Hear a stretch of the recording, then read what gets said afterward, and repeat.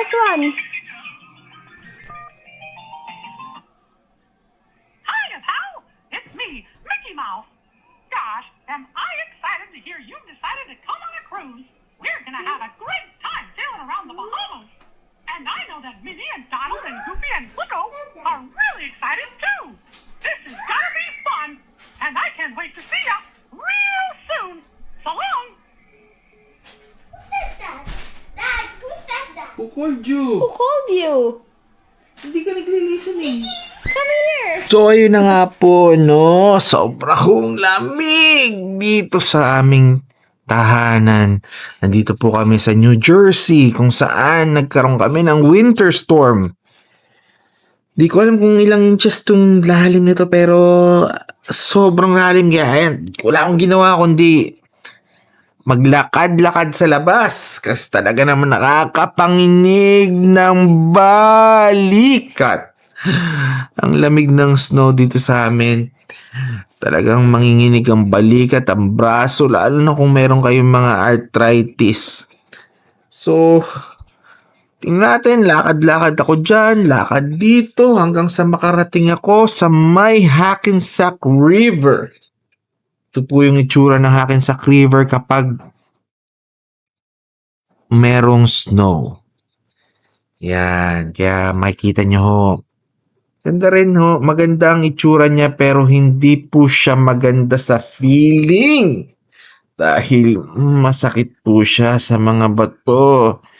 Mga buto-buto natin, lalo na kung tayo ay merong arthritis or gout. Kaya diba, wala kang ibang gugustuhin kundi mag-travel at pumunta sa lugar na mainit. At yun ang ating gagawin. Kaya let's go!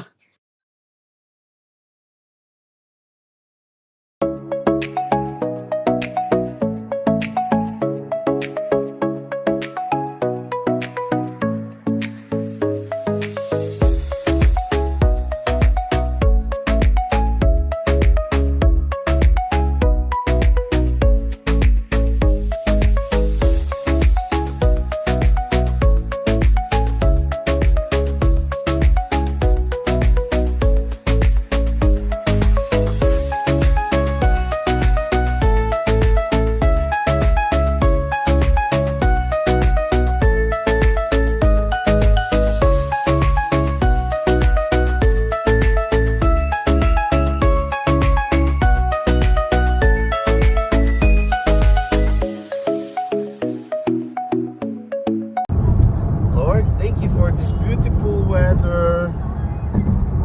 So we're going to the airport. My wife is driving and my son is very excited. Say hi, Kenji. Hi, I'm a baby. You're not. Yes, I am. Okay, let's go.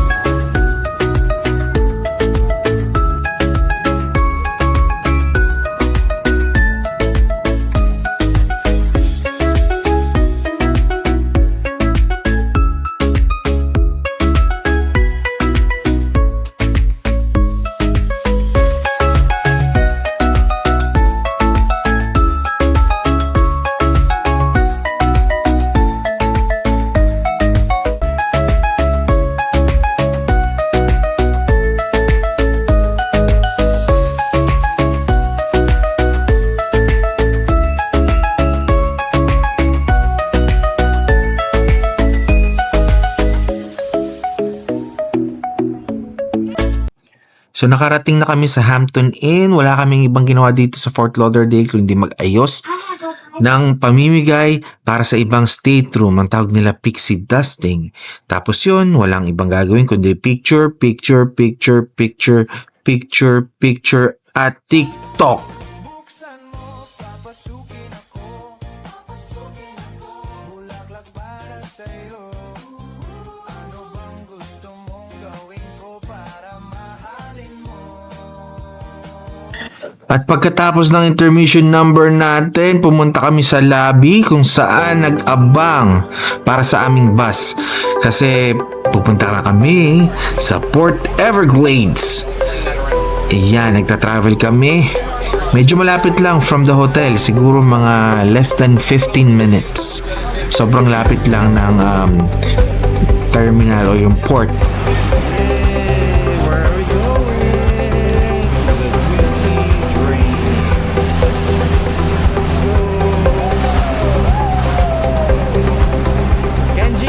Kenji, where are you going? Are you shy? Then jump our luggage. And now we're gonna go check in.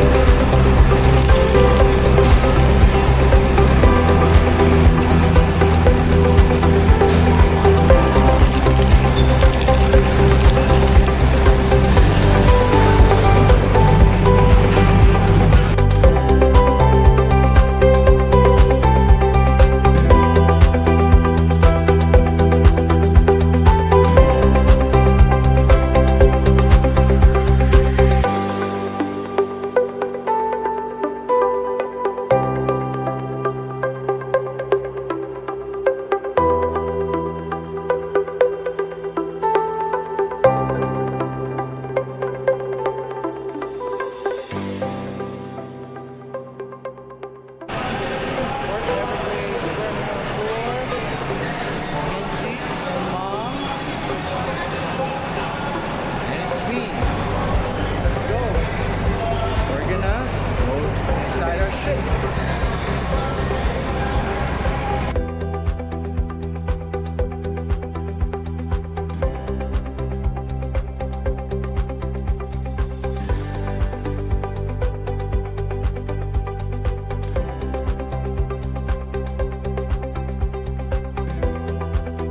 Pag-enter mo ng facility ng Disney, akala mo magulo, akala mo masyadong mahaba yung pila. Pero hindi, kasi the moment you enter yung cast members, they're willing to assist. Maayos sila mag-handle, kaya sobrang smooth. Yung port arrival time mo halimbawa is 10:30, kagaya na sa amin, around before 11, nasa loob na kayo. Astig siya. 5-star. Ang galing nila mag-handle. Hindi sila nagtipid ng staff.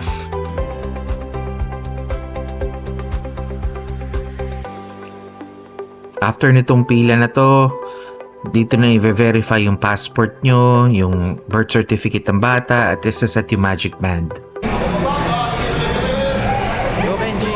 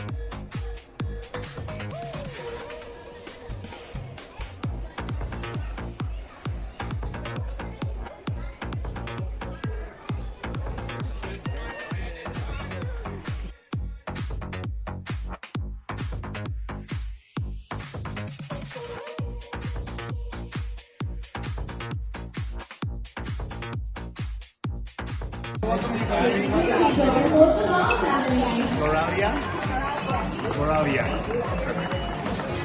Please welcome boarding Corallian family. Follow me, guys.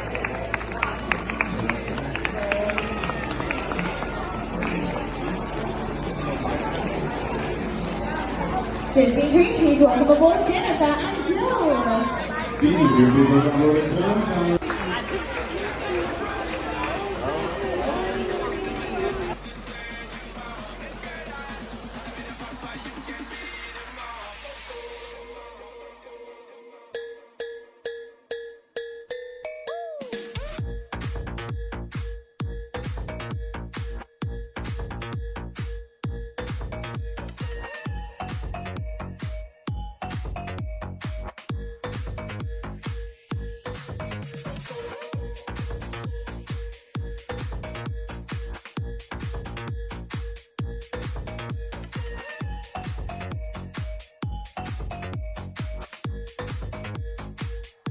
Ayun, nandito na tayo sa room 10034. Yan, makikita natin sobrang linis ng kwarto.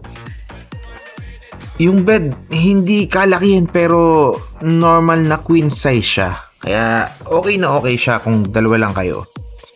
Pero dahil medyo mataba ako, si Kenji mag-i-sleep dun sa sofa bed. Yan, merong TV. Tapos,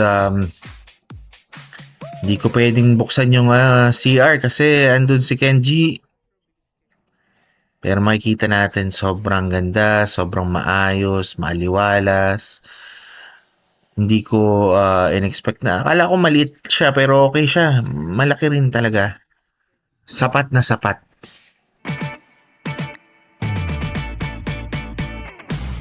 Yan yung salamin. Tapos sumorder kami ng bottled water. Kasi hindi ko alam kung okay yung tubig dito. Pero okay naman. Kahit na hindi namin namin yan. Actually hindi ko masyadong naubos yan. Si Kenji lang yung umiinom ng bottled water sa amin. Malinis yung kwarto. Tapos yung CR, makikita mo na kahit alam ko merong nagstay dyan like 3 hours ago, 4 hours ago, pero kitang-kita mo napakalinis, kumikintab, wala kang makikitang bahid na kahit anong dumi. Shout out kay Ate Mary Ann, siya yung housekeeping namin. Talagang laging malinis yung kwarto, laging may bagong towel. Yung kama ni Kenji, lagi niyang sineset up at night. Morning kasi naliligo ako, tapos sa gabi naliligo rin ako, laging may bagong towel. Morning and night. Ito yung ang ganda ng ilaw nila, yung lampshade nila. May iba-ibang map at may mga cruise ship.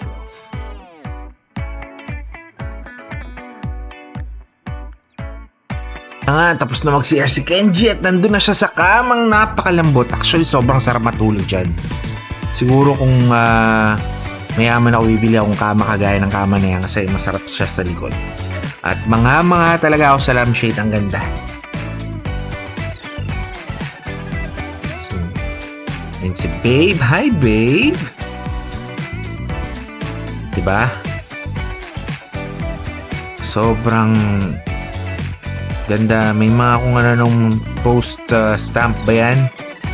Iba-iba. Galing, ang cute. Ibang characters yung nasa post stamp.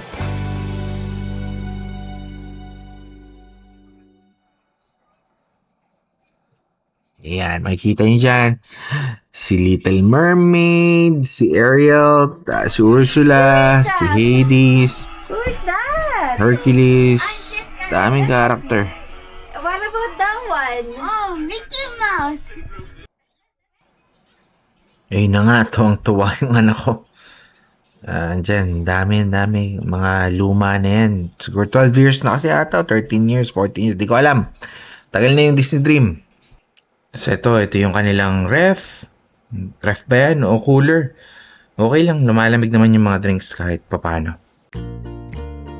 So after naming pumunta sa Cabanas for lunch, dumiretso kagad kami sa Disney Oceaners Club. Dito pwede nyo iwanan yung mga anak nyo para maglaro habang kayo ay punta sa excursion or you're exploring the ship. Or pwede kayo pumunta sa restaurants. May mga restaurants kasi na adults only. So itong Disney Oceaners Club, sobrang important sa kanilang safety and sanitation. So pagpasok pa lang meron kagad hand washing station. It's automatic. Talagang mamangha ka.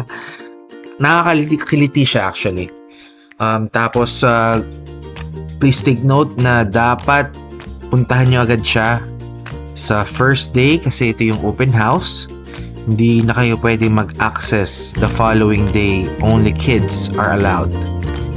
Dito makikita nyo sobrang daming magagawa ng mga bata. It's interactive. Ang daming different rooms, areas. It's like a paradise for kids. Meron diyang Star Wars, merong Toy Story room o your Andy's room na talagang na-enjoy nung anak ko kasi favorite niya si Buzz Lightyear. Meron din dyan yung Star Wars area. Kung fan kayo ng Star Wars, cool siya dun sa R2-D2. Tapos iba-iba, may Spider-Man area dyan. Nandun yung costume ni Spider-Man. Magugustuhan niyo yan, especially yung mga fan ng Disney movies or Disney characters. Sobrang ma-enjoy nyo yung mga kids. They can spend the whole day sa loob. Pero syempre, huwag nyo kalimutan, kailangan nyo pakainin yung anak nyo. Well, Kenji didn't stay too much in that area. Only once nung nag-dinner kami. Kasi kumain na siya ng dinner sa Cabanas. Kaya nung pumunta kami sa what do you call this? Enchanted Garden, hindi namin siya kasama. Pero yun, it's really good to consider checking the area on the first day pa lang.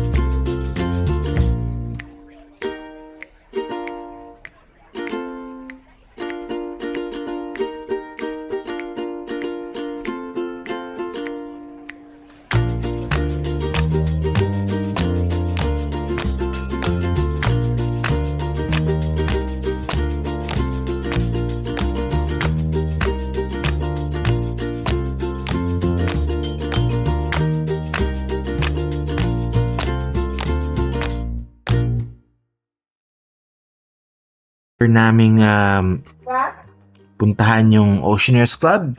Yung asawa ko, dinesign na niya yung aming door. Yan. Uso kasi yan dun sa ship. Meron ding mga kung ano palitan ng mga souvenirs. Tinatawag nilang fish extender. Ganda ng aming design. Ng asawa ko may gawa niyan. Tapos sumakit na kami dun sa deck 11 para dun sa sail away party. Para syempre makita rin namin yung taas. Yan. Pero pumesto kami actually sa deck 12. Gusto rin namin makita yung mismong magandang view ng dagat. Yan. Dance party muna.